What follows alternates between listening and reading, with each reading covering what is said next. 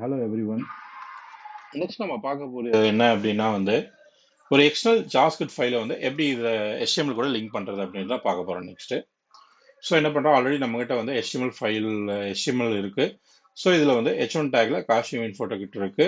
அதே மாதிரி ஒரு எக்ஸ்டர்னல் ஸ்டைல் ஷீட்டே இதில் லிங்க் பண்ணியிருக்கோம். இப்போ அடுத்து எக்ஸ்டர்னல் ஜாவாஸ்கிரிப்ட் எப்படி லிங்க் பண்றதுன்னு பார்க்க போறோம். ஸோ அகைன் ஒரு நியூ ஃபைல் நான் கிரியேட் பண்றேன். script.js அப்படின்னு ஒரு ஃபைல் கிரியேட் பண்றேன்.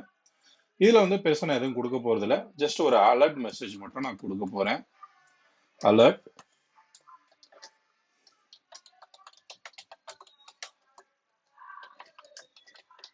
காஷிவ் இன்ஃபோடெக். ஸோ இதுதான் பாத்தீங்கன்னா எனக்கு அலர்ட்கான மெசேஜ். ஸோ என்ன அப்படின்னா வேற எந்த கண்டிஷனும் நான் கொடுக்கல. ஜஸ்ட் இந்த ஃபைலை லிங்க் பண்ண உடனே ஒரு அலர்ட் மெசேஜ் எனக்கு பாப்பப் ஆகும். ஓகேவா? இப்போ செப்பரேட்டா ஒரு ஃபைல் ஜேஎஸ் ஃபைல் கிரியேட் பண்ணிட்டேன். இந்த ஜேஎஸ் ஃபைலை நம்ம HTML கோட எப்படி கொண்டு வர போறோம் அப்படின்னா ஓகேவா, ஹெட்ல இல்ல பாத்தீங்கன்னா பாடிக்கு கீழே பாடி க்ளோஸ் பண்றதுக்கு முன்னாடியே பாத்தீங்க அப்படின்னா இந்த ஸ்கிரிப்ட் டாக நீங்க அட்டாச் பண்ணலாம்.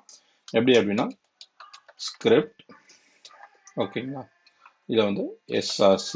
ஸோ இதோட சோர்ஸ் எங்க SC script.js.